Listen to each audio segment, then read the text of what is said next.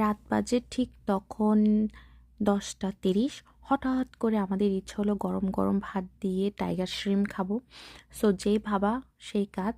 আর আরেকটি কথা বলে রাখি, এটা হচ্ছে খুবই শর্টকাট এবং সহজ পদ্ধতিতে রান্না।